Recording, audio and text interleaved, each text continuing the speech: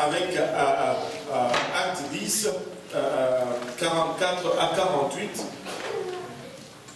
Acte 10, 44 à 48. Quand Pierre prononçait encore ces mots, tous les fidèles étaient venus avec Pierre pour les donner le nom du Saint-Esprit car il les entendait parlant en langue et glorifier Dieu. Alors Pierre dit, peut-on refuser l'eau du baptême à ceux qui ont cru, qui ont reçu le Saint-Esprit aussi bien que nous, et leur donna qu'ils fussent baptisés au nom du Seigneur. Sur quoi il le pria de rester quelques jours près d'eux. Waouh, ça, nous sommes en train de conclure, en fait, la portion où Pierre est arrivé chez Corneille. Il a demandé pourquoi on l'a fait venir. Corneille lui a raconté l'histoire de l'apparition de l'ange. Et tout de suite, Pierre commence à prêcher l'évangile. Et en plein milieu de son sermon, la Bible nous dit, comme Pierre prononçait encore ces mots, le Saint-Esprit est descendu sur tous ceux qui écoutaient la parole, et tous les fidèles circoncis qui étaient venus avec Pierre furent étonnés. Ils étaient dans l'étonnement. C'était étonnant pour eux que de voir de païens recevoir le don du Saint-Esprit. Ça les a surpris, ça les a étonnés. Et si nous analysons vraiment comme il faut, nous allons nous rendre compte que même Pierre lui-même, il ne s'attendait certainement pas d'être celui que Dieu utiliserait pour ouvrir la porte du salut aux païens. Bien qu'il l'a dit sous l'impulsion du Saint-Esprit, mais il n'a jamais vraiment cru à ce que lui-même il disait. Il était aussi surpris que quiconque quand les païens ont reçu le Saint-Esprit, ou les gentils, pour ne pas être un peu péjoratif, quand les gentils ont reçu le Saint-Esprit, alors qu'il commençait à peine à prêcher l'évangile. Lui aussi était surpris, lui aussi était dans l'étonnement, mais malgré son étonnement, malgré sa surprise, il savait exactement ce qu'il fallait ordonner quand ils ont reçu le Saint-Esprit. Après qu'ils aient reçu le Saint-Esprit, la Bible nous dit, et il ordonna qu'ils fussent baptisés au nom du Seigneur, sur quoi ils le prièrent de rester quelques jours auprès d'eux. Bien qu'il était dans la surprise, il savait exactement ce qu'il fallait ordonner. Pourquoi? Parce que Pierre savait tout simplement le schéma du plan du salut. Il a juste suivi le schéma du plan du salut, ou l'obéissance à l'évangile, tout simplement, dans le Nouveau Testament. Il ne s'est pas posé la question, il ne s'est pas dit, mais ceux-ci, ils ont déjà reçu le Saint-Esprit, qu'est-ce qu'on fait? Non, il a juste regardé ceux qui croient, qui se font baptiser, seront sauvés, et regardez, dans Acte 2, 38, il a dit,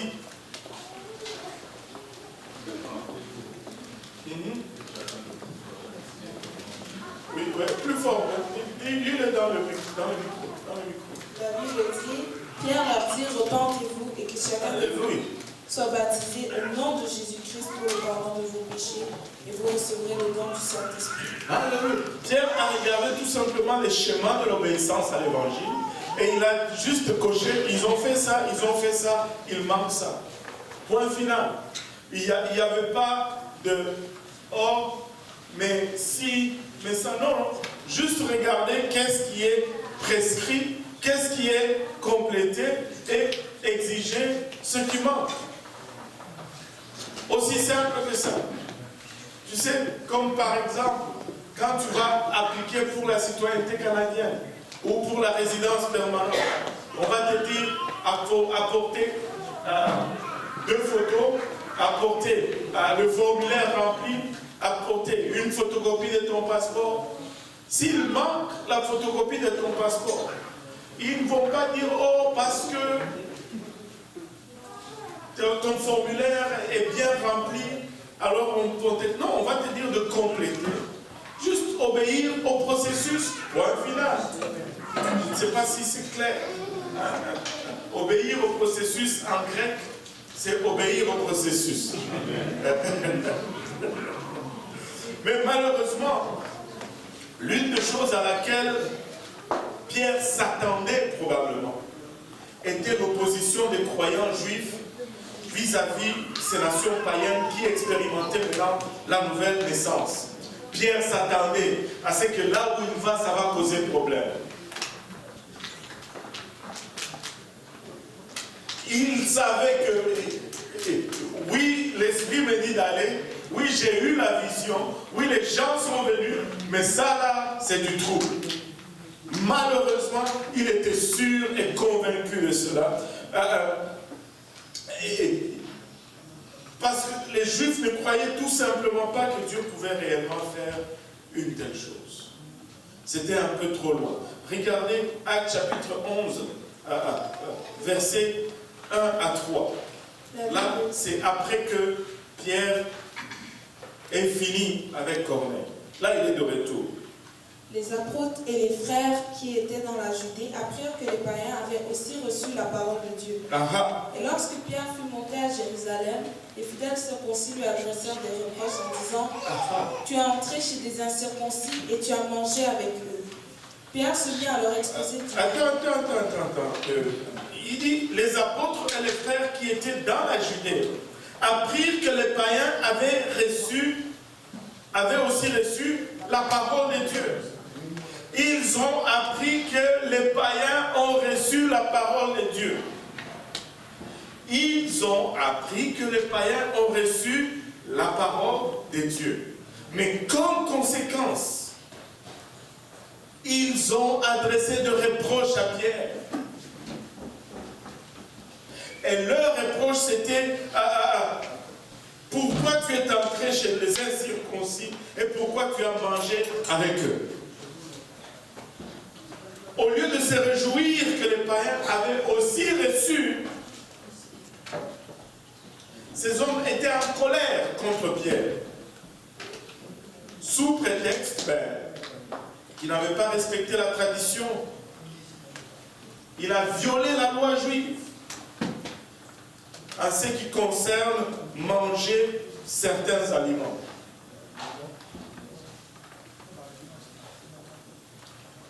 Les gens ont reçu le Saint-Esprit. Mais Pierre, tu es allé manger avec les païens. C'est quoi ça?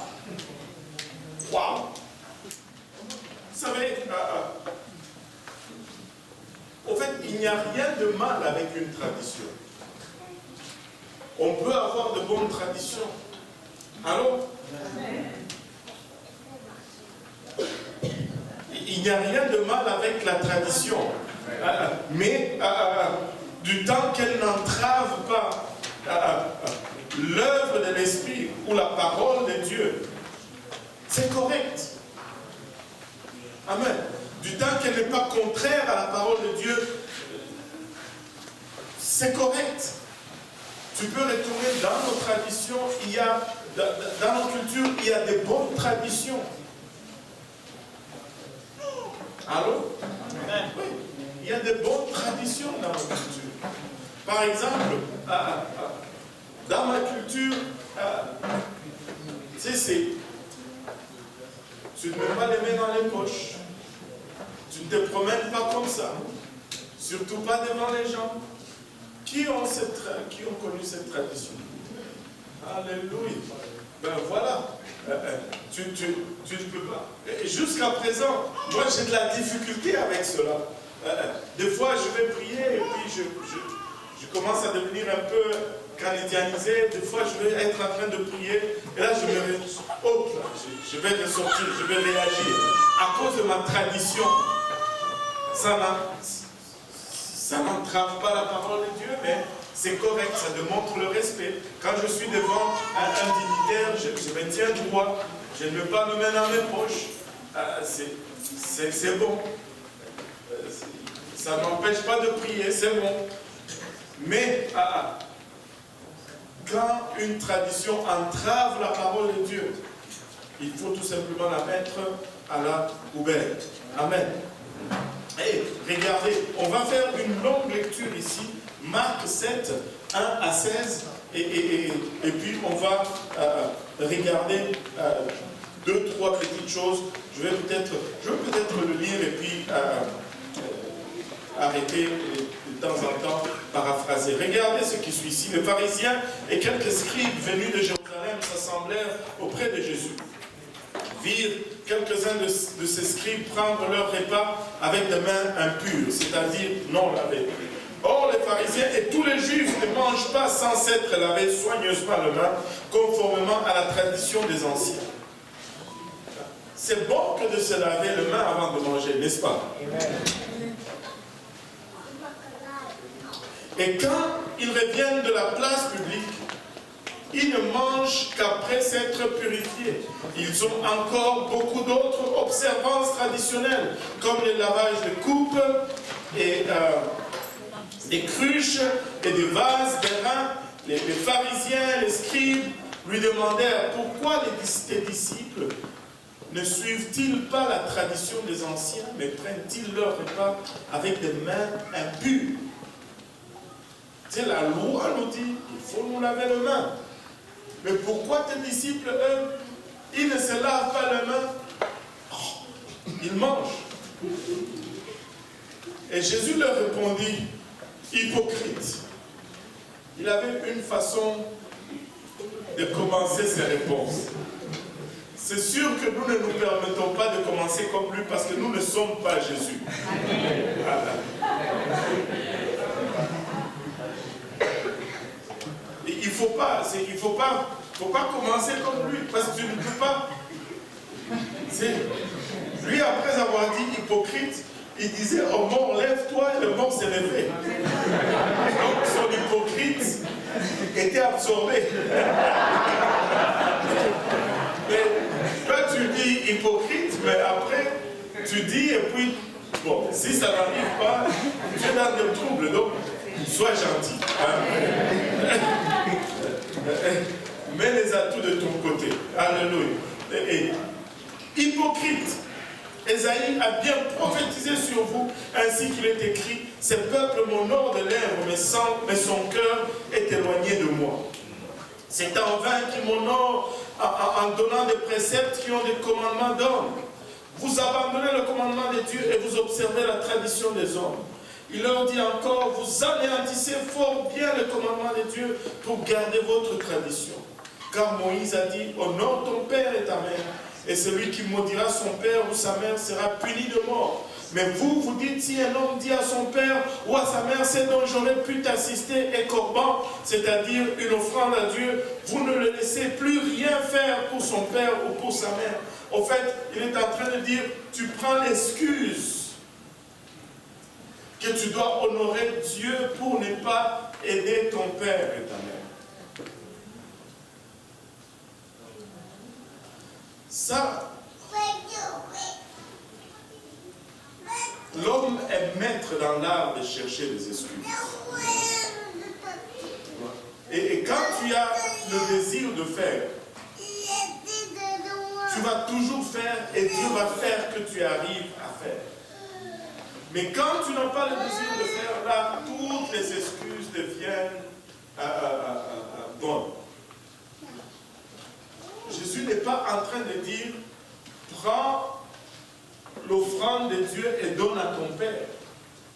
Il est en train de dire, tu utilises cette excuse pour ne pas aider ton Père et ta mère. Nous devons faire ces choses. Nous devons accomplir tout le conseil de Dieu. Alléluia. Des fois, c'est coûtant. Mais nous ne devons pas le défiler. Corban signifie tout simplement un cadeau consacré. Quelque chose qui est apporté près de l'autel en offrande à Dieu.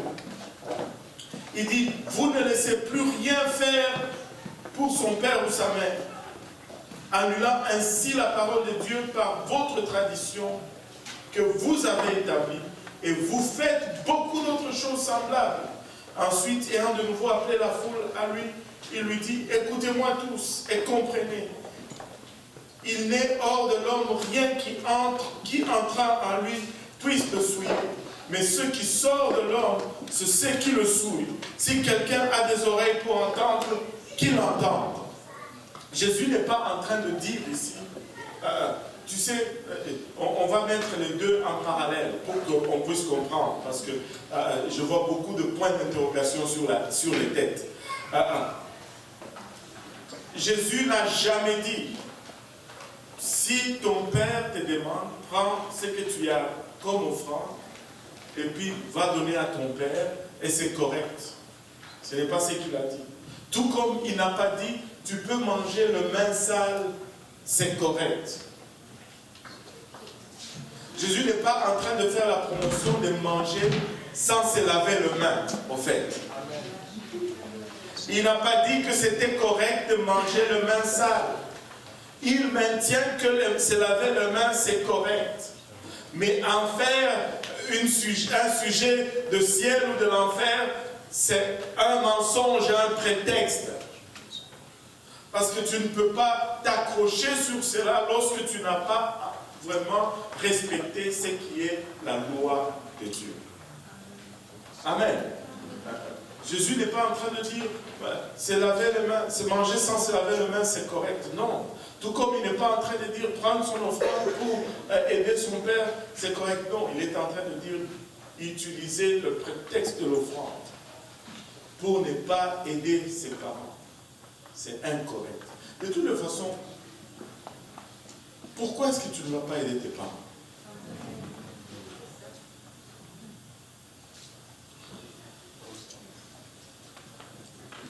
Tu as mangé gratuitement, tu as vécu gratuitement. Et puis tu commences à travailler, tu achètes un yogourt, et là tu écris ton nom dessus. Si c'est dans mon frigo, je le mange. Tout ce que tu as mangé pendant tous ces temps. Je ne sais pas si vous vous rappelez du... comment il s'appelle le rabbin.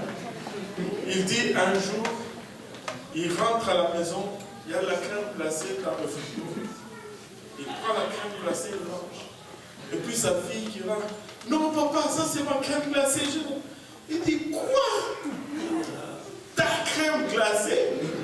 Après que tu aies mangé gratuitement, il a pris la crème glacée, schlac, dans la face de sa fille.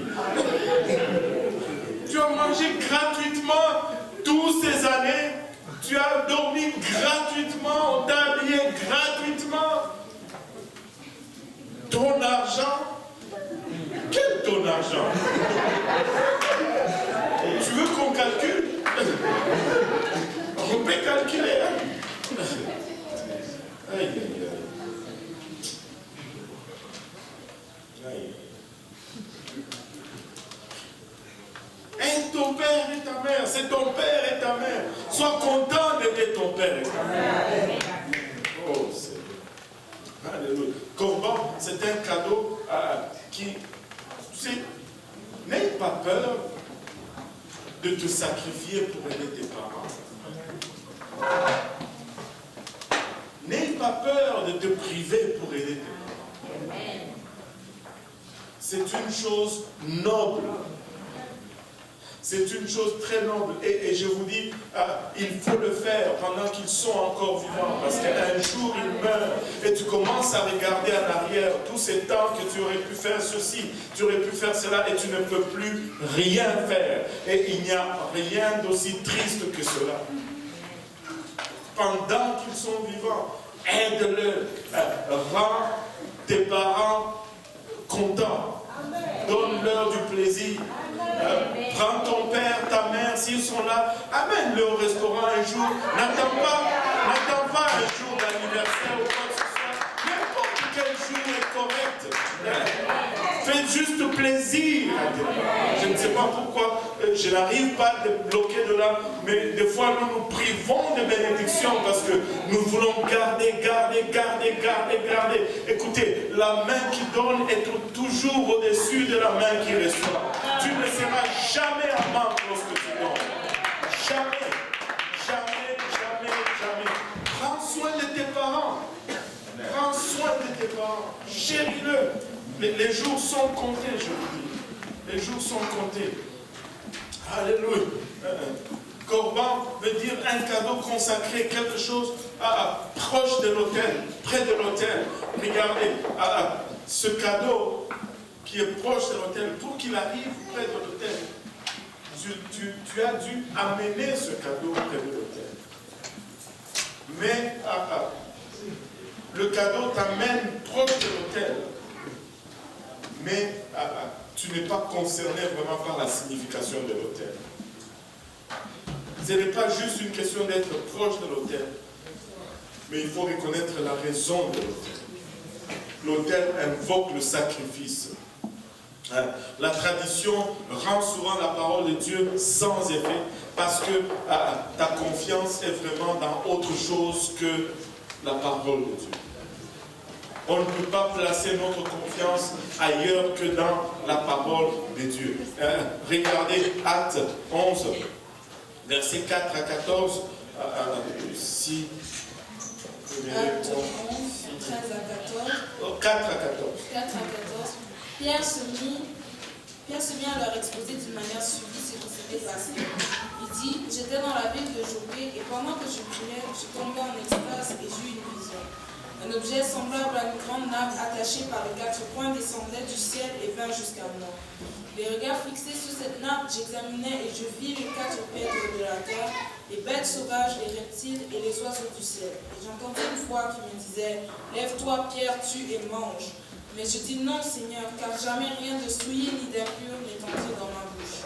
Et pour la seconde fois, la voix se fait entendre du ciel. Ce que Dieu a déclaré pur, ne le regarde pas comme souillé. Cela arriva jusqu'à 3 fois, et puis 12 furent retirés dans le ciel. Et voici, aussitôt 3 hommes envoyés de Césarée vers moi se présentèrent devant la porte de la maison où j'étais. L'Esprit me dit de partir avec eux sans hésiter. Les 6 hommes que nous voici m'accompagnèrent, et nous entrâmes dans la maison de Corneille.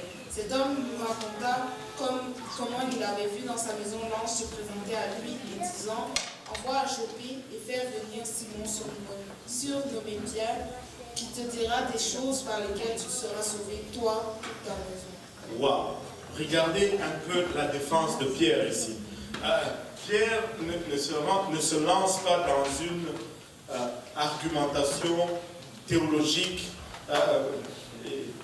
La défense de Pierre face à ces hommes était tout simplement simple, fondamentale. Ce n'est pas moi qui l'a fait. C'est tout ce qu'il essaie de dire tout le long. Il dit, Dieu m'a donné cette vision. C'est Dieu qui m'a donné la vision. Ce n'est pas moi qui ai inventé la vision. Dieu a envoyé son ange à Corneille pour lui dire de m'envoyer chercher. Moi, je n'étais pas là quand Dieu a envoyé l'ange à Corneille. C'est Dieu qui a fait. Dieu m'a dit que celui qui a envoyé les 3 serviteurs de Corneille à la maison où j'étais, ils ont frappé à la porte. Dieu m'a dit, c'est lui qui les a envoyés. C'est Dieu qui a dit, ce n'est pas moi. Dieu m'a dit d'aller avec ces hommes sans hésiter. Encore une fois, c'est Dieu qui a dit. Dieu a préparé les cœurs de Corneille et sa famille, afin qu'ils puissent recevoir la parole. C'est Dieu qui a fait. Toute la défense de Pierre était que c'est Dieu qui l'a fait, c'est Dieu qui l'a fait, c'est Dieu qui l'a fait. Et la seule chose que Pierre a fait était de prendre 6 témoins avec lui. Ça, c'était son initiative. Le reste, c'est Dieu qui a tout orchestré. Et c'était une bonne chose qu'il ait fait. Imaginez-vous qu'il était allé seul. Personne n'allait le croire. On allait lui dire que tu as inventé cette histoire. Ah, c'est samaritain. Non. Plutôt c'est païen. Non. C'est pas vrai. Tu dis ça juste pour que on puisse penser que c'est Dieu. Personne n'a reçu le Saint-Esprit là-bas. Est-ce que tu as même des vidéos pour me le prouver? On allait lui demander toutes sortes de choses. Mais heureusement qu'il a pris 6 personnes comme témoins. S'il vous plaît, remarquez que ce n'était pas la vision de Pierre qui a fait que les nations soient acceptées dans l'Église. Ce n'est pas parce qu'il a eu une vision, parce que malgré la vision, il était toujours douté. Malgré la vision, il doutait quand même. Mais c'est l'évidence du parler en langue qui a permis que tout le monde sache que c'était l'œuvre de Dieu. C'est l'évidence du parler en langue qui a permis que et les 6 personnes et Pierre sachent que c'était la signature de Dieu. Regardez Acte 11, versets 15 à 18. Lorsque je me fus mise à parler, le Saint-Esprit descendit sur eux comme sur nous au commencement. Comme sur nous au commencement. Et je me souviens de cette parole du Seigneur, Jean baptisé d'eau, mais vous serez baptisés du Saint-Esprit. Or, puisque Dieu leur a accordé le même don qu'à nous qui avons cru au Seigneur Jésus-Christ, pouvais-je, moi, m'opposer à Dieu? Après avoir entendu cela, ils se calmèrent et ils glorifièrent Dieu en disant, Dieu a donc accordé la repentance aussi aux païens afin qu'ils aient la vie. Waouh, regardez un peu le lien ici. Lorsque je me fus mis à parler, le Saint-Esprit descendit sur eux comme sur nous au commencement.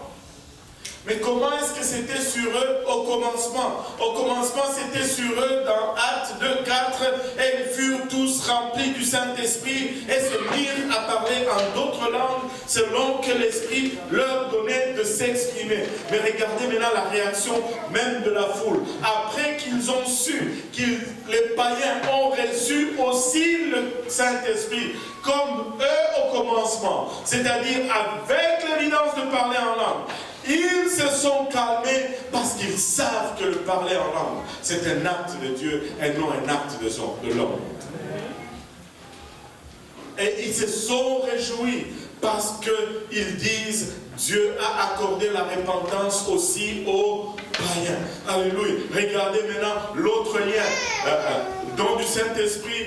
Parler en langue, don du Saint-Esprit, repentance. Alléluia. Quand ils ont vu que les païens ont reçu le Saint-Esprit avec l'évidence de parler en langue, ils ont su qu'ils s'étaient repentis. Parce que tu ne peux pas recevoir le Saint-Esprit sans la repentance.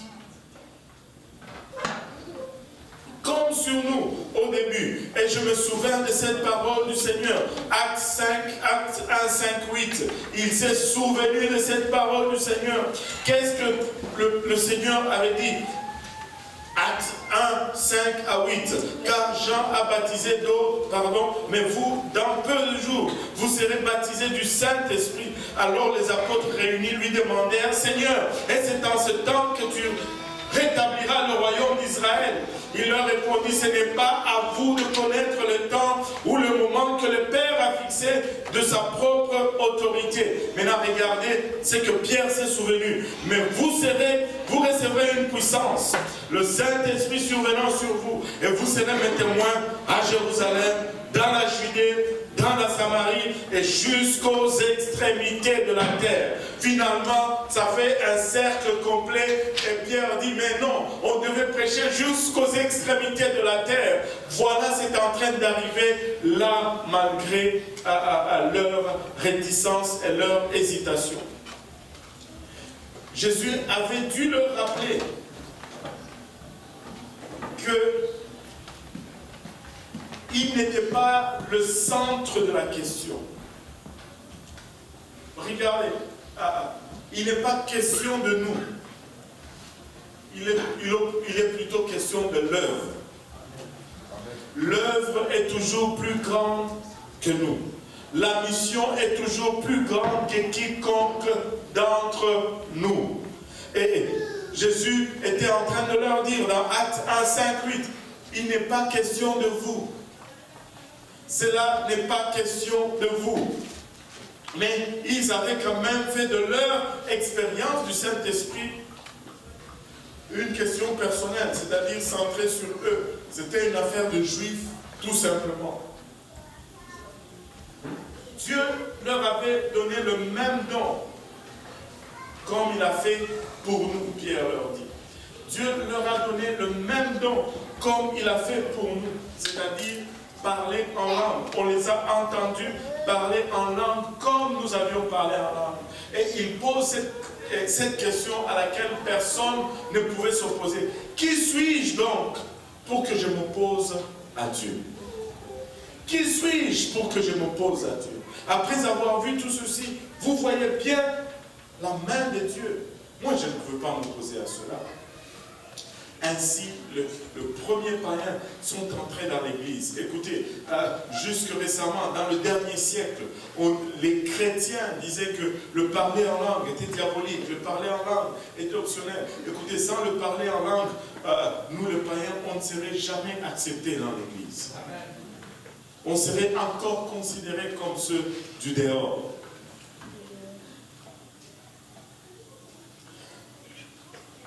Ils étaient contents que Dieu leur ait donné aussi la repentance aux païens.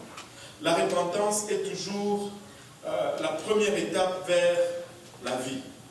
Et alors que j'ai travaillé là-dessus, je n'ai pas pu m'empêcher de penser à ce paradoxe. La repentance est vraiment cette première étape vers la vie. Or, la repentance, c'est la mort à notre volonté. C'est comme dire la mort à notre volonté est vraiment le premier pas à commencer à vivre. Et tout comme notre mort naturelle, c'est vraiment le premier pas vers la vie éternelle. Et comme Dieu laisse toujours un emprunt, un schéma dans tout ce qu'il fait, c'est tout simplement extraordinaire. L'Église avait reçu la promesse de la puissance dans Actes 1:8.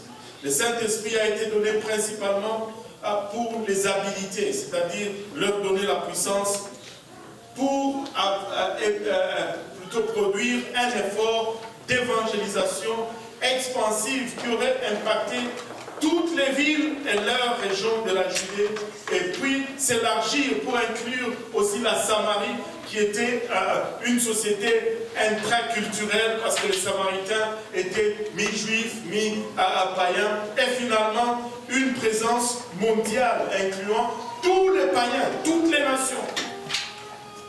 Cependant, si nous regardons entre Acte 1 et Acte 11, si nous le mettons sur une ligne de temps, il y a 10 ans qui se sont écoulés.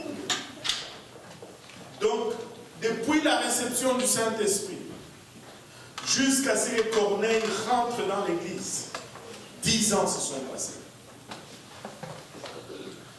10 longues années se sont écoulées. 10 ans. Durant le temps dans lequel l'église de Jérusalem était bénie avec une grande visitation divine. Si vous lisez le livre des Actes de 1 à 10, vous allez voir qu'il y a beaucoup de miracles de guérison. Il y a un zèle extraordinaire pour la parole de Dieu. Ils grandissent malgré la persécution, malgré l'opposition, et même malgré les conflits internes, l'Église grandit à une vitesse vertigineuse. Le taux de croissance de cette Église est de loin plus grand que la nôtre. Aujourd'hui, vous pouvez regarder tous les standards d'Église aujourd'hui. Nous n'atteignons pas encore le standard de cette Église des premières 10 années. Dans Acte 2, 41, 3000 personnes. Boum! Nous n'avons pas 3000 personnes en 10 ans. Allô? Nous sommes toutes fiers. Quand on nous dit dans 10 ans, nous sommes passés de 20 à 300. Waouh! Mais dans le livre des Actes, dans 10 ans, ils sont passés de 0 à 3000. Allô? Et ce n'est pas tout. Dans Acte 4, 5000, ce qui fait 8000. On est encore dans les 10 ans. Parce qu'on ne peut pas devenir dépressif, je te dis. Je te demande, mais qu'est-ce que nous faisons croche? Qu'est-ce que nous faisons mal de nos jours? Une multitude d'hommes et femmes dans Acte 5, 14.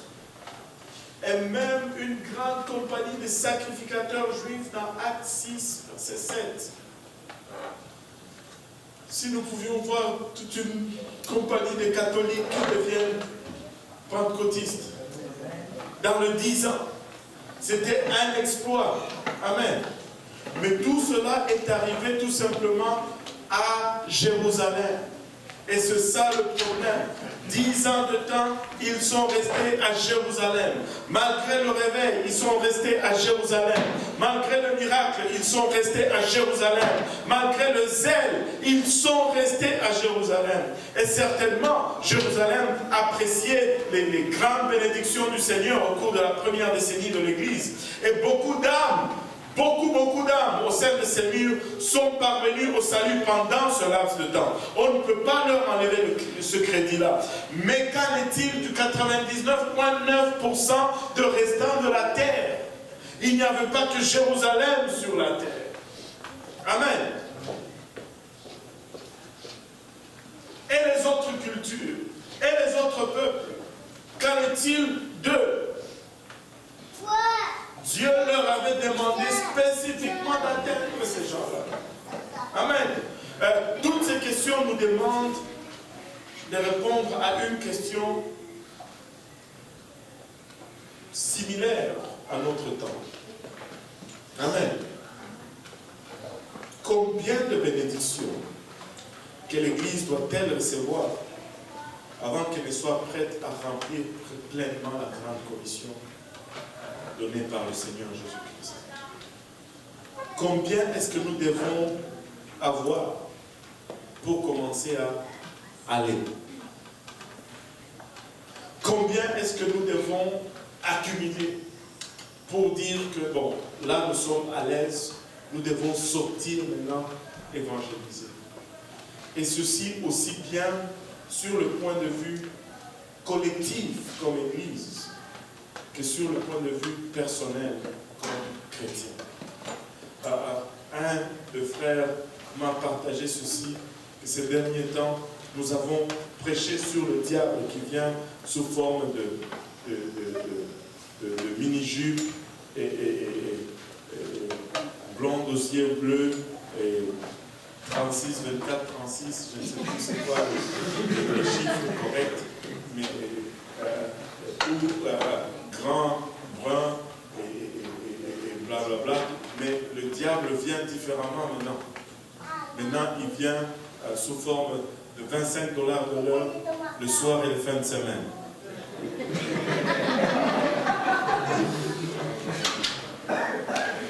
$25 de l'heure le soir et les fins de semaine. Waouh, oui. Le fidèle est devenu infidèle.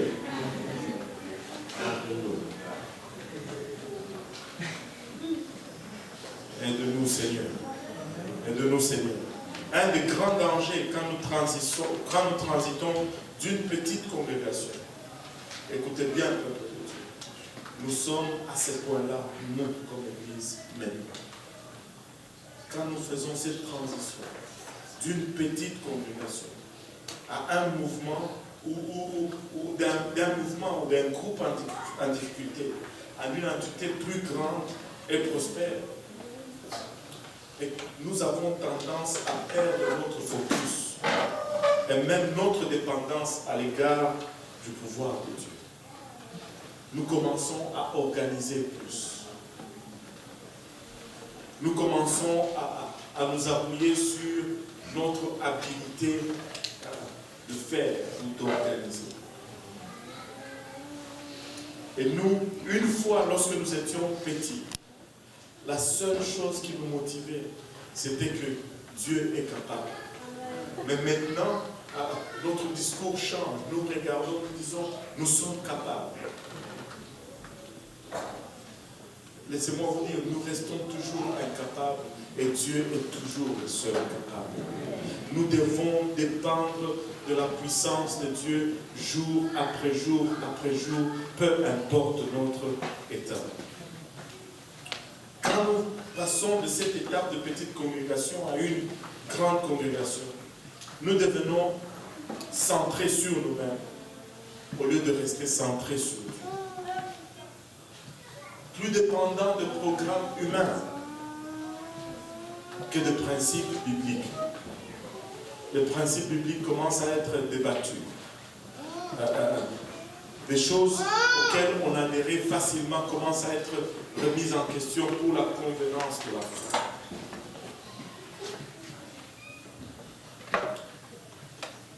Nous devenons centrés plus sur la facilité que sur l'évangélisation. Dans plusieurs de nos conférences, nos réunions de camp, nos conventions, nos retraites et nos services religieux, l'attention devient alors centrée sur notre Jérusalem, sur nous. Ce que nous allons tirer comme bénédiction, comme profit. Certains d'entre nous, nous arrivons même au point où, si c'est que nous avons demandé ou attendu pour longtemps, Dieu ne nous le donne pas, nous changeons tout simplement l'église, où nous devenons amers, nous sommes là, mais nous ne sommes plus là. Parce que Dieu ne m'a pas donné le travail, ou parce que Dieu ne m'a pas donné le mari ou la femme, ou parce que Dieu ne m'a pas ouvert telle opportunité, ou parce que Dieu ne m'a pas utilisé, et Dieu ne m'a pas guéri, et Dieu ne m'a pas fait cela. Écoutez, il y a une fausse doctrine qui est enseignée, qui vient du droit de l'enfer. Quand nous disons que Dieu peut guérir toute maladie, c'est faux. Dieu guérit quand il veut. Nous ne dictons pas le temps à Dieu. Dieu guérit quand il veut. Nous enseignons le pouvoir de Dieu sans la souveraineté de Dieu. Dieu est souverain et il n'y a rien que tu puisses faire pour tordre le bras à Dieu. Il faut que tu commences à les saisir d'abord ce bras. Dieu est souverain. Et nous avons réduit la foi à l'espérance. La foi, ce n'est plus la foi, mais la foi, c'est juste l'espérance. Et nous prions, nous disons, j'espère que Dieu me guérit. Ça, ce n'est pas la foi. La foi, c'est que j'ai pris et je mets ma situation entre les mains de Dieu. Et peu importe ce qu'il décide, ça sera correct avec moi. C'est ça la foi. S'il me guérit, c'est correct. S'il ne me guérit pas, c'est correct. Aussi longtemps qu'on n'a pas atteint cela et qu'on va juste pour obtenir ce que nous voulons, nous n'avons pas de foi, nous avons juste une espérance. Et c'est là où nous faillissons encore et encore et encore et encore. Dieu est souverain. Dieu est souverain, il fait ce qu'il veut. Tu peux jeûner 644 jours. Et Dieu dit non, je ne veux pas faire.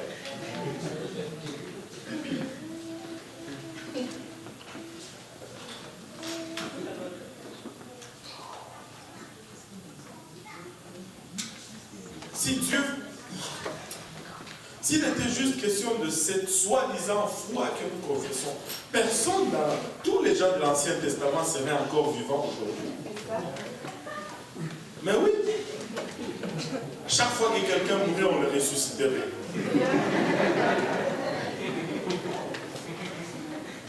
Aussi simple que ça. Mais il y en a pour qui, malgré leur prière, ils sont restés morts parce que Dieu est souverain. Et il sait ce qu'il est en train de faire. Notre problème, c'est que nous n'avons pas souvent confiance en Dieu. Nous avons confiance à nos propres plans médiocres et minus. Alors que Dieu est en train de voir plus grand et plus large. Il est temps que nous nous abandonnons entre les mains de Dieu et que nous acceptons sa volonté, peu importe si ça nous arrange ou pas. Seulement à ce moment-là, nous allons pouvoir vraiment goûter à la puissance et à la grandeur de Dieu. Sinon, autrement, ça serait juste des choses égoïstes et égocentriques pour soi-même. Dieu fait seulement ce que tu veux. Alléluia.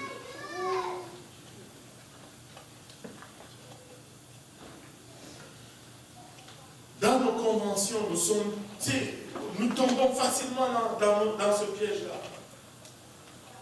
Nous voulons que notre Église soit bénie, qu'il puisse grandir, qu'il se développe, qu'il puisse prospérer, afin qu'il puisse continuer à nous rendre ministère, que nous puissions faire des choses.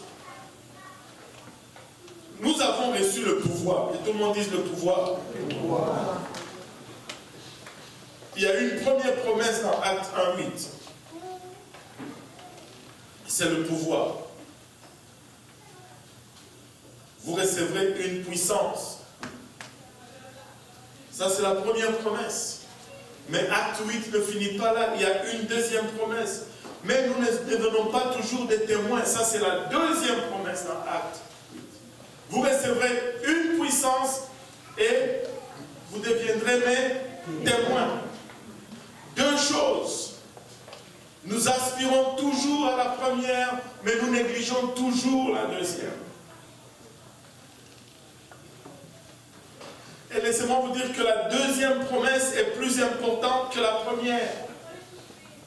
Parce que le vrai test réel de toute visitation divine est de savoir si cela s'est traduit par l'évangélisation. Il n'y a rien d'autre qui justifie une visitation divine si ce n'est l'évangélisation. Si nous recherchons les miracles pour nos bénédictions, nous allons voir zip. Mais quand ces miracles vont servir à l'évangélisation, Dieu va nous visiter puissamment. Dieu va nous visiter puissamment parce qu'il est venu chercher et trouver ce qui était perdu. Regardez, Marc 16:15, puis il leur dit, allez par tout le monde et prêchez la bonne nouvelle à toute la création. Nous devons aller. Cette question a été au cœur d'une bataille philosophique et spirituelle au sein de l'Église primitive. Partir.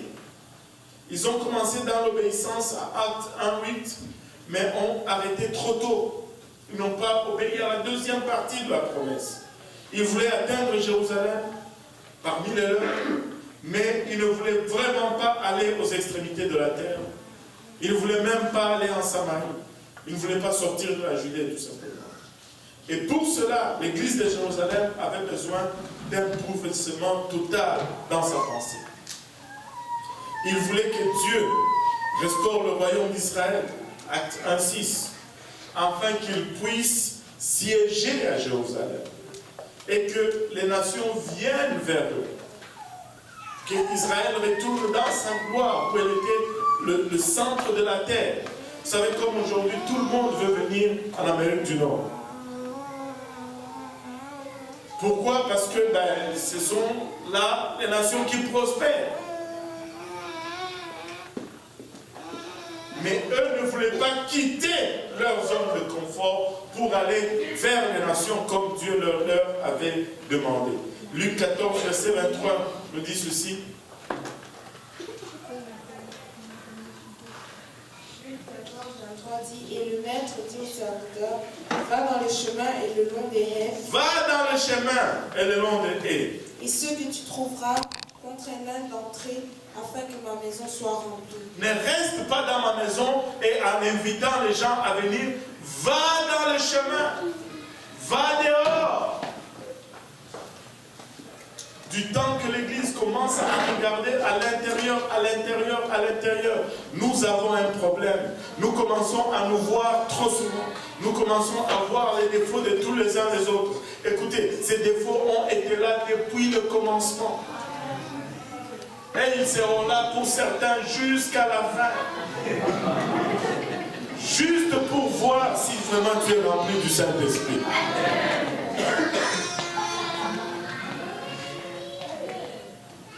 Alléluia. Mais au début, tu es plein de Saint-Esprit, tu as eu une visitation divine. Là, tu es enthousiasmé, tu es tourné vers l'Évangile. Tu regardes tout le monde comme des saints. Qui pensait lorsqu'il est arrivé à l'église que tout le monde était des saints ici? Qui pensait, lorsque tu as été sauvé, que tu es venu à l'église, tu pensais que tout le monde était saint? Tout le monde avait des ailes qu'ils cachaient en dessous de leur veste et un auréole autour de leur tête.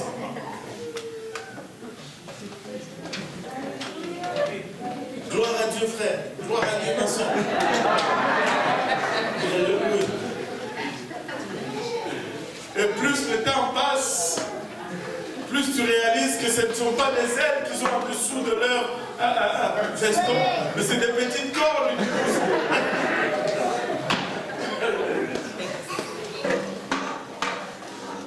Aide-nous, Seigneur. Aide-nous, Seigneur.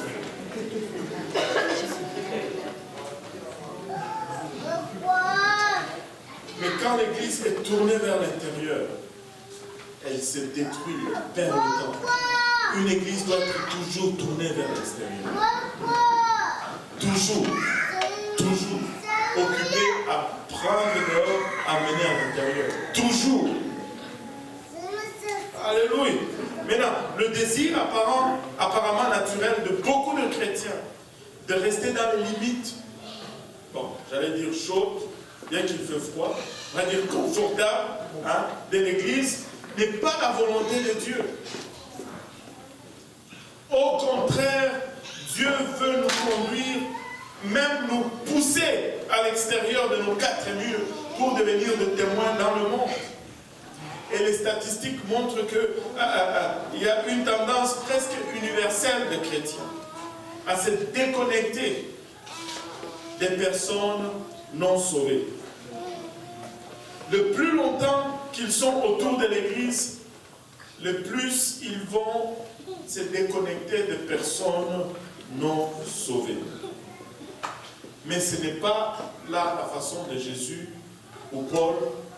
C'est pas comme ça qu'ils faisaient eux autres. Et là, je vais amener une précision très très précieuse.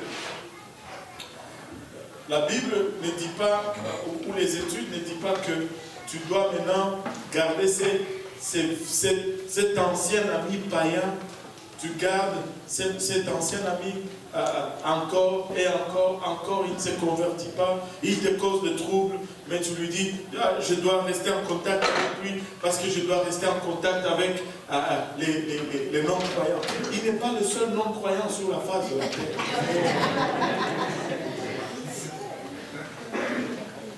Parce que si tu ne le changes pas, lui, il va te changer. Il y a toujours quelqu'un qui va changer l'autre. Si tu restes trop longtemps avec quelqu'un que toi tu ne changes pas, regarde bien, c'est lui qui te change. Ça a toujours marché comme ça. On va toujours influencer des gens et on va toujours être influencé par des gens. Amen.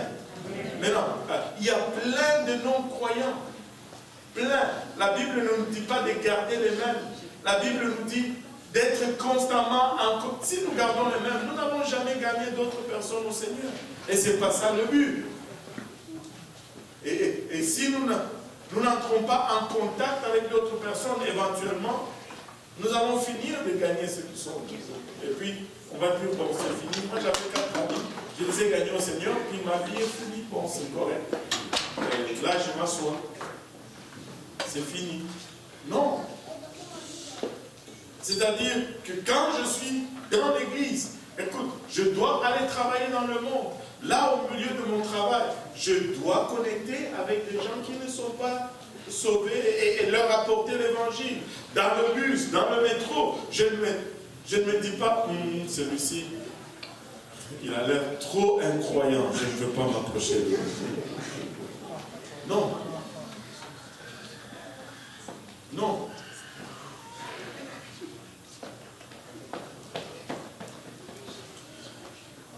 Jésus ni Paul n'étaient pas des isolationnistes. Nous ne sommes pas des isolationnistes. Nous ne devons pas nous isoler. Juste moi, mes petits amis, et voilà, c'est bon, il faut rester sauvé. Il faut se maintenir jusqu'à ce que Jésus revienne. Je ne veux pas prendre des risques. Ça, c'est de l'isolationnisme. Non! Dieu nous a envoyés ici pour une raison. Allô?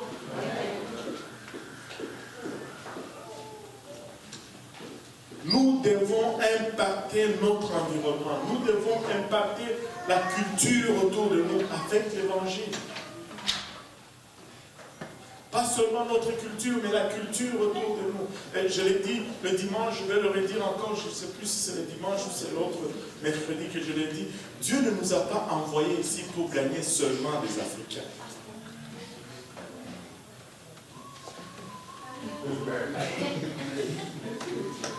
Si nous devions gagner seulement des Africains, il allait nous laisser en Afrique.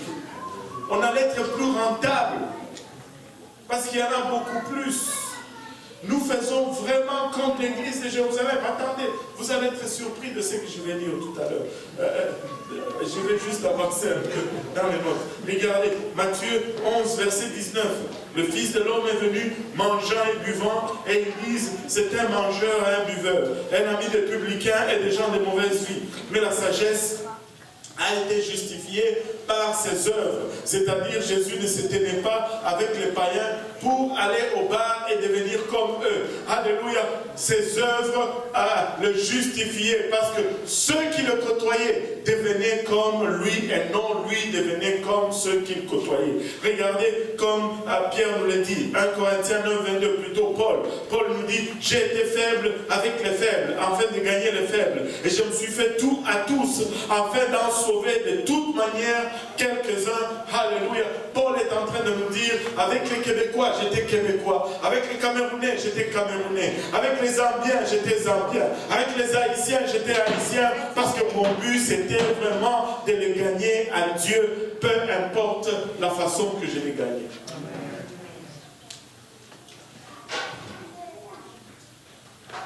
Voilà pourquoi Dieu a permis que leurs 10 ans, on va appeler ça 10 ans de lune de miel, soit brisé par le martyre d'Étienne et par la persécution intense menée par Saul de Tarse. Tout d'un coup, les disciples étaient éparpillés un peu partout. Mais alors que les choses se sont aggravées à Jérusalem, des grandes choses ont commencé à se produire dans la Judée et même en Samarie. Par un acte d'une persécution rapide, Dieu avait forcé l'obéissance à son Église et les a obligés à se mobiliser. Ils ne voulaient pas partir. La persécution a commencé. La mort d'Étienne avait probablement donné lieu à plus d'obéissance à la grande commission que tout autre événement unique dans l'histoire de l'Église primitive. Ils ont vu le boiteux marcher, ils sont restés à Jérusalem. Ils ont vu des morts ressuscités, ils sont restés à Jérusalem.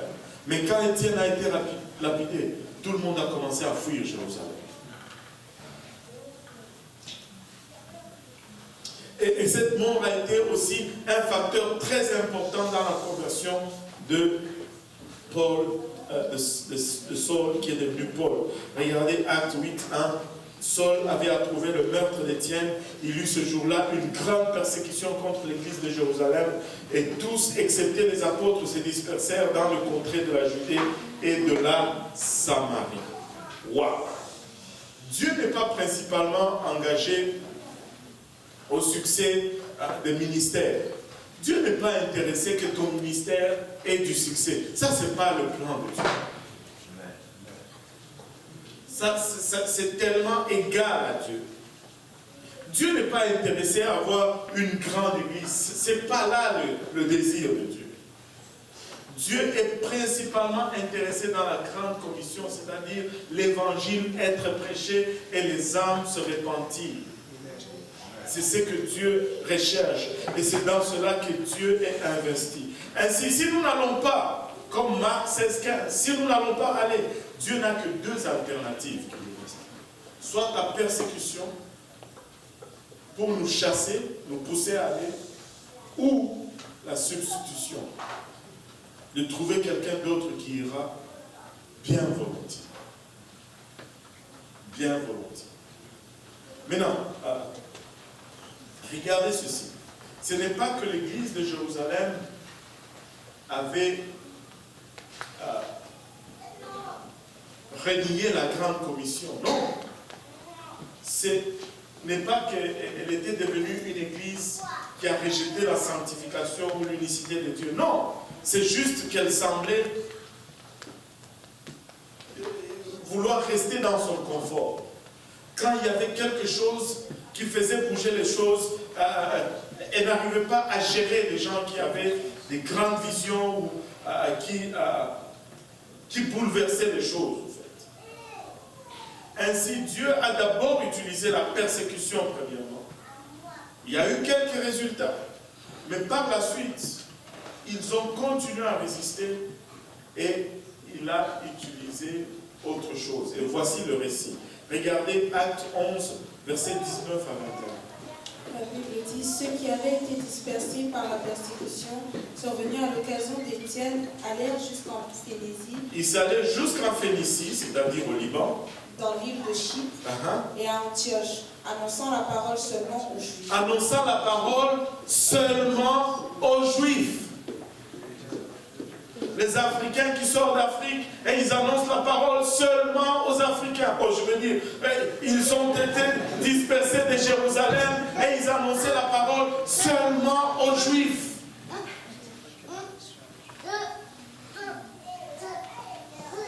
Waouh!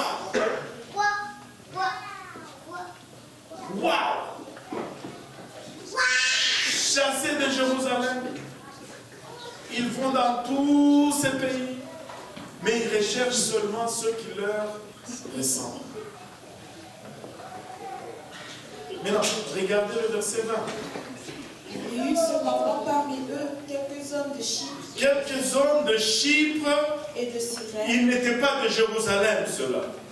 Qui étant venus à Antioche, Ah! s'adressèrent aussi aux Grecs. Ah!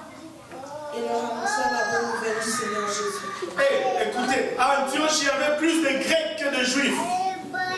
Tout comme à Montréal, il y a plus de Québécois que d'Africains. Mais ça prenait ceux de Cyrène et de Chypre pour commencer à parler aux Grecs. Ceux de Jérusalem, ils recherchaient encore les Juifs. En d'autres termes, si je veux l'amener là où nous sommes, ceux qui ont reçu en premier cet évangile recherchaient seulement ceux qui leur ressemblent. Mais ceux de Chypre et ceux de Cyrène avaient un esprit différent. Ils ont dit, ah non, nous voulons juste quiconque. Alléluia. Et leur annoncer aussi la bonne nouvelle, le verset 21. La main du Seigneur était avec eux. La main du Seigneur était avec eux. Et un grand nombre de personnes crurent et se convertirent au Seigneur. Un grand nombre de personnes ont cru et ils se sont convertis au Seigneur. Écoutez, il y a un temps où nous devons sortir de notre propre Jérusalem.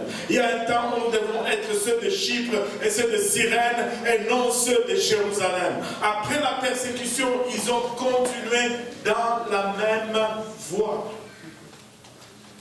Antioche, regardez, Antioche était une ville essentiellement païenne. Et c'est inconcevable que les chrétiens qui ont fini par y prêcher devaient ignorer tout le monde, sinon une minorité infime de juifs, en supposant qu'ils étaient les seuls que Dieu voulait sauver. Mais c'est exactement ce qu'ils ont fait parce que leur vision était limitée seulement à la culture religieuse à laquelle ils étaient déjà identifiés. Merci Seigneur. Il y avait un deuxième groupe, ceux de Chypre, ceux de Cyrène, et non ceux de Jérusalem. Ils ont ciblé leur effort pour atteindre la majorité grecque de la population d'Antioche et la main du Seigneur était avec eux. Ce fut un moment de destinée. Si tu regardes l'histoire de l'Église, ce fut un moment capital pour la suite de choses, ce moment-là. Ce fut un moment de destinée quand l'Église à Antioche est née. Ce ne fut pas seulement quelques greffes de la source culturelle juive de Jérusalem, mais des nations pécheresses, des nations qui n'ont aucune révérence pour Dieu, des nations qui ne connaissaient rien de la Bible, aucune culture biblique, qui sont venues à la connaissance de Dieu. Et ce moment est la raison pour pourquoi les apostoliques seraient bientôt connus comme ceux qui ont bouleversé le monde. Dans Actes 17, 6. Au 1er siècle, ce moment est la raison pourquoi il y a une église aujourd'hui au 21e siècle. Parce qu'il y a eu ces gens d'Antioche. Jérusalem n'a jamais su comment traiter ces gens de réveil. Et révolutionnaires comme l'apôtre Paul qui sans cesse défiait les normes. Brisaient carrément les clôtures. Ils ignoraient le protocole et allaient au-delà des traditions pour gagner juste une âme perdue. Voilà pourquoi, quand il est parti à Jérusalem, on l'a chassé de Jérusalem. Savez-vous que Paul, on lui a dit non, pas ici. On l'a envoyé à Tars pour le calmer. Et quand il est apparu à Jérusalem avec des récits étranges, de rencontres avec Dieu, de vie changée, des idées folles comme évangéliser les païens, on a dit non, toi tu vas à Tars, tu ne restes pas à Jérusalem. Et voilà pourquoi Jérusalem n'a jamais pu envoyer les plus grands missionnaires de l'histoire de l'Église. Ce n'est pas Jérusalem qui a envoyé Paul. À la place, cet honneur est revenu à l'église d'Antioche. Parce qu'Antioche avait un cœur missionnaire. C'est Antioche qui a envoyé Paul à la mission. Ce n'est pas Jérusalem. Regardez, Acte 11, verset 22-26. Le bruit en parvint aux oreilles des membres de l'église de Jérusalem et ils envoyèrent Barnabas jusqu'à Antioche. Lorsqu'il fut arrivé et qu'il eut vu la grâce de Dieu, il s'en réjouit et les exhorta tous à rester d'un cœur ferme attaché au Seigneur. Car c'était un homme de bien, plein du Saint-Esprit et de foi, et une foule assez nombreuse se joignait au Seigneur. Barnabas se rendit ensuite à Tars pour chercher Saül, et l'ayant trouvé, il l'amena à Antioche. Pendant toute une année, ils se réunirent aux assemblées de l'Église et ils enseignèrent beaucoup de personnes.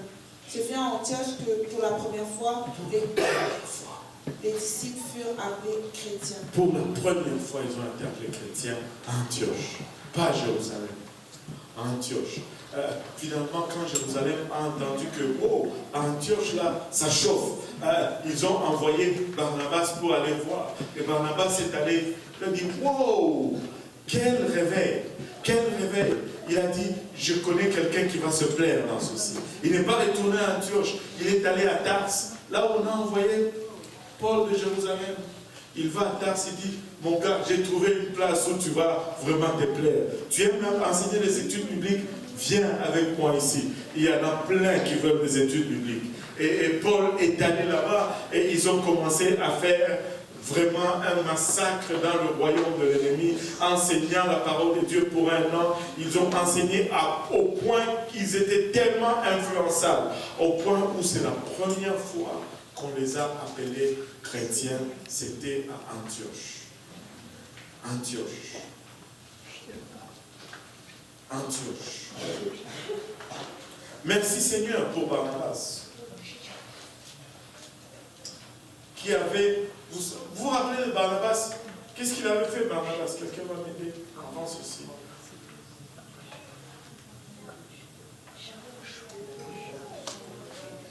Comment? N'ayez pas peur, parlez fort. Oui.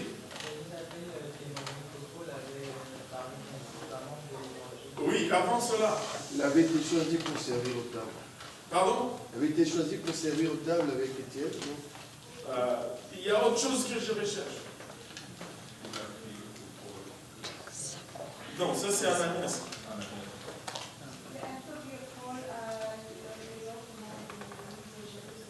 Il y a autre chose encore. Juste au tout début, là. Il a été le premier à vendre ses biens.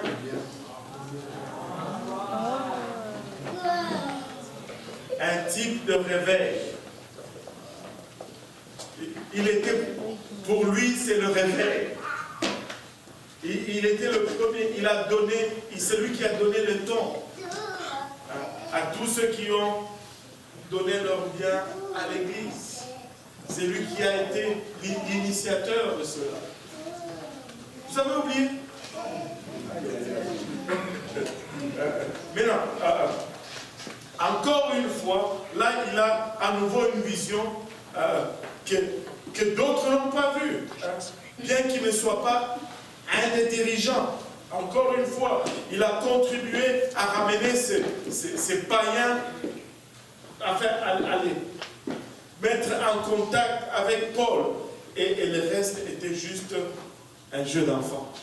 Dès que Paul s'est retrouvé dans cette atmosphère, c'était parti. On ne pouvait plus le retenir. On l'avait lâché. Il était parti. L'église de Jérusalem ne voulait pas changer pour atteindre la culture du monde qui l'entourait. À la place, ils exigeaient que le païen devienne essentiellement juif avant qu'il ne puisse être sauvé. Malheureusement, la même chose se produit aujourd'hui. Quand les églises insistent pour que les gens parlent leur jargon, se conforment à leurs coutumes, aiment leur musique, qu'ils soient d'accord avec leur politique et qu'ils observent un millier de traditions avant qu'ils puissent rejoindre le club.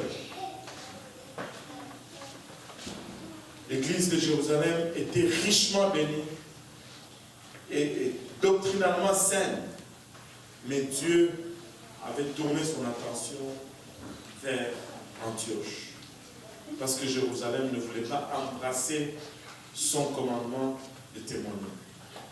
Écoutez, nous sommes appelés à prêcher l'évangile. Nous ne sommes pas appelés à former un club dans lequel, avant d'entrer, il faut que tu sois ci, tu sois ça. Nous comprenons que tu dois être transformé. Et Dieu fait le travail. Mais nous devons être ouverts à accueillir quiconque vient et peu importe son état. Peu importe son état. Je me rappellerai toujours, une fois, il y avait une jeune fille qui était venue, quelqu'un l'avait référée ici du Nouveau-Brunswick. Elle était bien belle, propre, bien habillée. Je pense qu'elle a eu l'offre, je ne sais pas, de 54 études bibliques de différents frères et frères.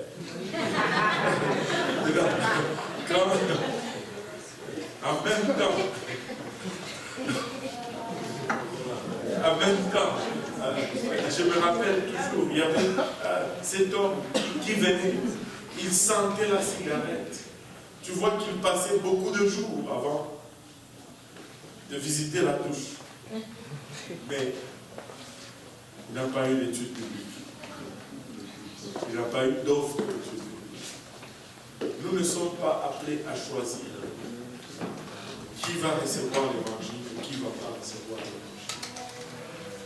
Nous sommes juste appelés à amener cet évangile à quiconque.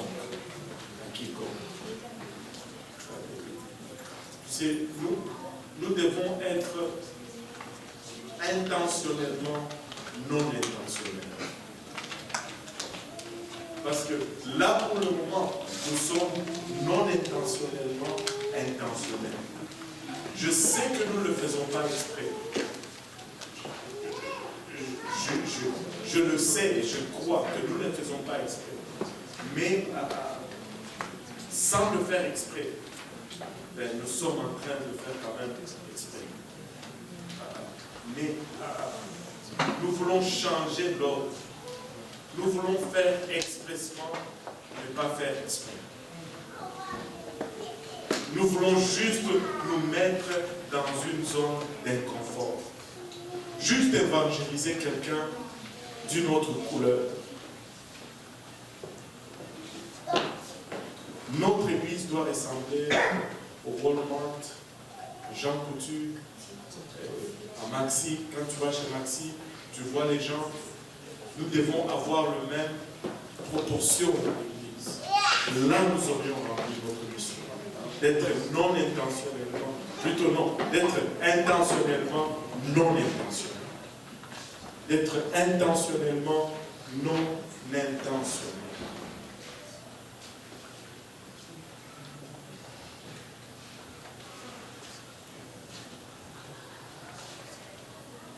Quand quelqu'un vient à Dieu, éventuellement, Dieu va le transformer. S'il se laisse guider par l'Esprit de Dieu, éventuellement Dieu va le transformer. Nous, notre travail, c'est de prêcher l'Évangile. Amen. Et aussi, je vais dire une chose. Pas parce que bon, je suis ici en train de prêcher et que vous êtes là en train de m'entendre, mais parce que c'est tout simplement la vérité. Prêche seulement l'Évangile. Laisse la question de la sanctification au pasteur. Quand un lien pastoral sera établi, la question de la sanctification ne sera même pas. Quelqu'un est venu me voir une fois, il dit, pasteur, j'ai parlé à tel de la sanctification, ils ne veulent pas m'écouter. J'ai regardé seulement, j'ai rigolé, j'ai dit, il ne m'écoute même pas moi, son pasteur, penses-tu qu'il va t'écouter? Laisse faire. Juste aime et enseigne. Aime et prêche l'évangile. Aime et prêche l'évangile. Du temps que quelqu'un vient à la maison de Dieu, éventuellement, et il va prendre le rythme, il va prendre le feu. Éventuellement, il va brûler. Alléluia. Éventuellement, il va brûler. Alléluia. Jérusalem retenait ses ressources et ses bénédictions. Mais Antioche acceptait que Dieu ait le droit d'exiger d'eux quelque chose ou quelqu'un qu'il voulait utiliser. Ils ont accepté le fait de la grande commission et ils étaient au sommet de la liste de priorités du Seigneur. Vous savez, plus nous allons nous dédier à la grande commission, plus Dieu va nous mettre en priorité pour répondre à nos besoins. Antioche partageait ses ressources. Antioche partageait ses ouvriers. Antioche a laissé aller les gens. Antioche ne retenait pas, Jérusalem retenait, mais Antioche laissait aller. Amen. Il n'y a vraiment que deux modèles d'église du Nouveau Testament. L'église de Jérusalem et l'église d'Antioche. Nous devons choisir entre ces deux. Ou nous allons être l'église de Jérusalem, ou nous allons être l'église d'Antioche. Regardez, il y a un de nos anciens qui a dit ceci: certains désirent vivre à la portée du son de cloche de l'église ou de la chapelle. Mais moi, je veux avoir un atelier de sauvetage dans la cour de l'enfer. Et en d'autres termes, il dit, je ne veux pas rester dans le confort de l'église. Je vais aller chercher les pécheurs là où ils sont.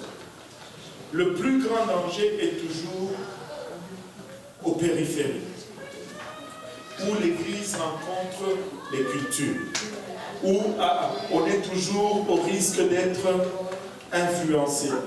Mais c'est là aussi où se trouve la plus grande opportunité pour sauver les âmes. C'est là où se trouve aussi une plus grande opportunité pour la rédemption. L'église du Nouveau Testament vivait toujours au bord. Il n'était jamais sûr du lendemain. Toujours un pas du désastre. Mais Dieu intervenait toujours. Et Jude nous témoigne de cette tension. Regardez Jude 1, on va conclure là. Regardez Jude 1, 22, 24. Reprenez les uns ceux qui contestent. Sauvez-en d'autres en les arrachant du feu, et pour d'autres encore, ayez une pitié mêlée de crainte, haïssant jusqu'à la tunique souillée par la chair. Or, à celui qui peut vous préserver de toute chute et vous faire paraître devant sa gloire irrépréhensible et dans l'allégresse. Écoutez, Jude est en train de nous dire, reprenez les uns, ceux qui contestent. Il y a ceux-là que nous devons être durs et corriger sévèrement. Mais il dit, sauvez-en d'autres en les arrachant du feu. Des fois, c'est comme si nous allons jouer juste aux extrémités de l'enfer pour arracher pour en arracher 7 ans. Mais il dit ceci, faisant ainsi, il dit pour d'autres, ayez une pitié mêlée de crainte.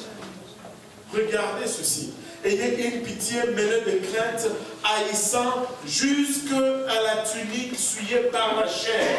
C'est-à-dire haïssant, la tunique fait référence à l'apparence. Ce qui est apparent, tout ce qui est teinté, tout ce qui paraît charnel, haïssez cela. Juste même l'apparence. En d'autres termes, tu sais, évitez même l'apparence du mal. Évitez le mal même dans son apparence. Ce n'est peut-être pas mal, mais ça paraît mal, ça paraît charnel. Écoutez, si tu es au bord, il faut que tu sois clair quant à ton uniforme et quant à tes principes. Tu ne peux pas aller sur le bord alors que toi-même tu es nonchalant et chancelant. Tu ne sais pas si tu te tiens debout aujourd'hui ou si tu es assis demain ou si tu vas à gauche ou à droite. Écoute, si tu es comme ça, ça ne vaut pas la peine. Ça ne vaut pas la peine. Il y a de ces choses sur lesquelles nous devons nous décider une fois pour toutes. Un de nos anciens l'a enseigné de cette façon. Nous devons vraiment avoir notre main droite ou la main la plus forte ancrée dans le Seigneur et notre main gauche étendue vers le monde. Parce qu'il y a une pression constante, mais ça doit briser là où c'est plus faible. Je ne veux pas mettre ma main plus forte dans le monde et ma main faible tenir Dieu, parce que lorsque ça va briser, je ne veux pas aller avec le monde. Je veux aller avec Dieu. Je veux haïr jusqu'à la tunique, alléluia, souillée de chair. Je dois être fermement ancré dans le Seigneur. Plusieurs apostoliques sont devenus trop à l'aise avec le statu quo. L'église est devenue un endroit confortable, un endroit qui est toujours le même. On vient, c'est la même chose. On sort, c'est la même chose. Alléluia. La présence de Dieu est là.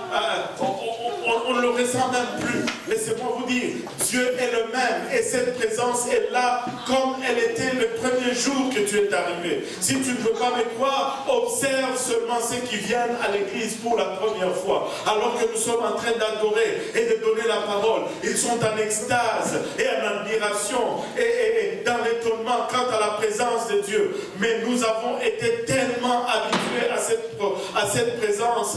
Des fois nous venons sans prier, sans lire la parole de Dieu, sans être comment on dit, synchronisé avec l'Esprit de Dieu. Et même si Dieu faisait un miracle dans notre face, nous ne serons même pas capables de l'identifier que c'était un miracle. Nous sommes juste devenus des chrétiens routiniers tous les jours. Non. Nous ne pouvons pas accepter cela. Nous ne pouvons pas tolérer cela. Nous devons retourner à notre premier amour, à la place où nous venions et nous étions en extase dans la présence de Dieu, à la place où nous venions et nous entrions dans ces lieux en révérence à cause de la présence de Dieu en ces lieux. C'est un endroit où les éternités des gens sont transformées et bouleversées dans ces lieux. Nous devons toujours entrer ici avec l'odeur de la sanctification dans nos narines. Toujours. Les mêmes amis, les mêmes événements. Là, nous attendons la conférence d'avril, la conférence nous allons de conférence en conférence. Oubliez les conférences. S'il faut annuler toutes ces conférences, annulons-le. Mais nous devons revenir tout simplement à la recherche de l'âme perdue. Dieu n'est pas intéressé dans nos conférences. Dieu veut tout simplement voir une âme qui était en route vers la terre, qui s'était en route vers le ciel. Dieu se contre-balance de nos conférences et de nos retraites et de nos tralala, alors que le monde est en train d'aller en enfer. Comment pouvons-nous organiser des conférences et des conférences et des conférences, dépenser des milliers d'argent et des milliers de dollars pour avoir 10 invités seulement à la conférence? C'est parce que notre focus est sur la conférence et non sur les âmes pourquoi nous faisons cette conférence. Nous devons arriver à faire des conférences et avoir 150 visiteurs, 250 visiteurs. Alors là, ça vaudra la peine de faire des conférences.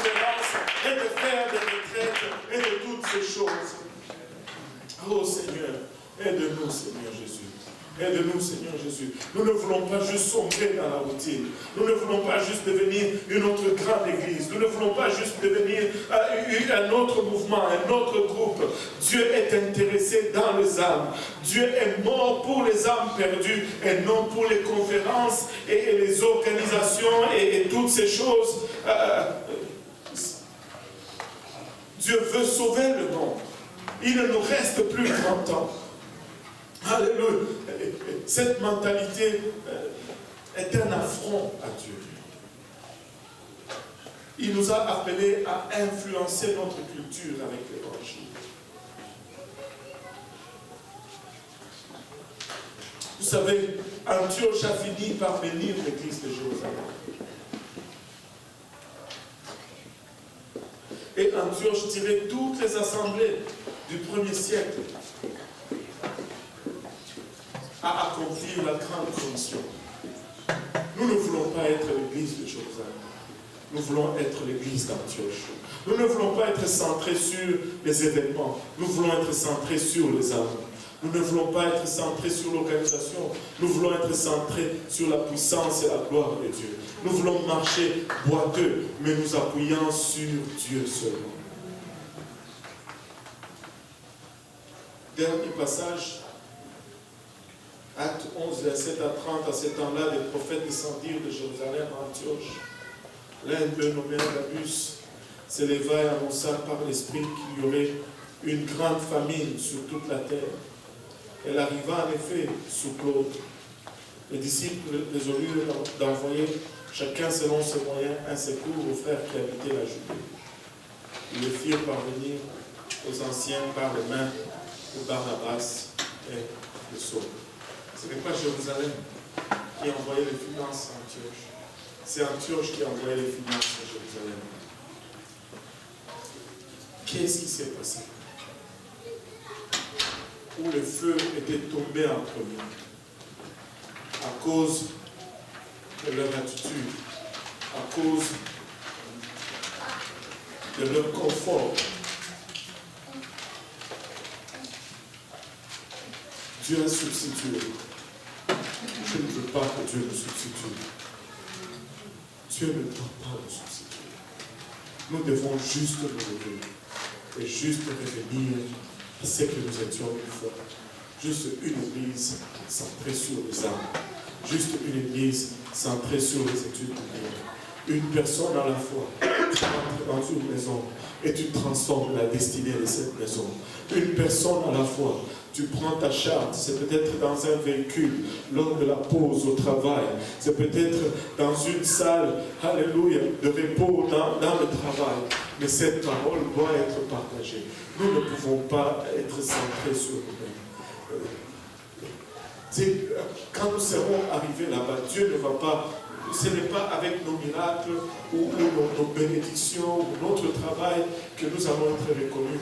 Mais ce sont des âmes que nous allons apporter à Dieu. C'est par cela que nous allons être rémunérés. Que Dieu nous aide en nous levant tous ensemble.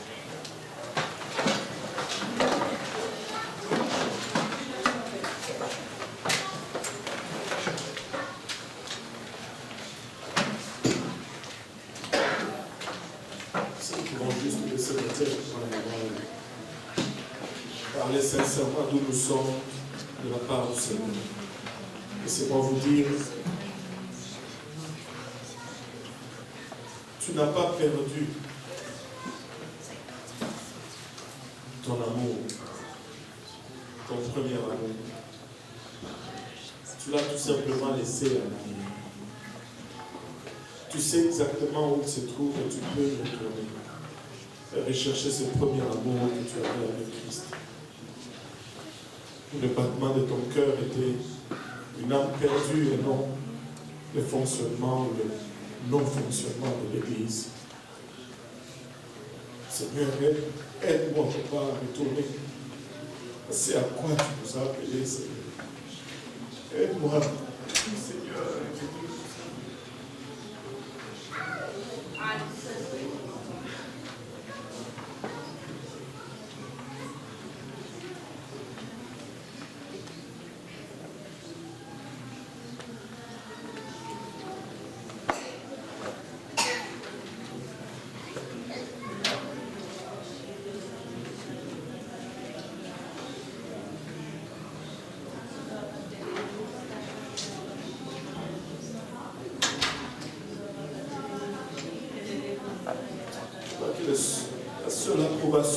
recherchons, Seigneur. Sois l'approbation de l'homme avec les mains aux cicatrices de tout, Seigneur Jésus. Amène-nous à l'essentiel, Seigneur. C'est ton peuple, c'est ton église. Tu as versé le bon sang.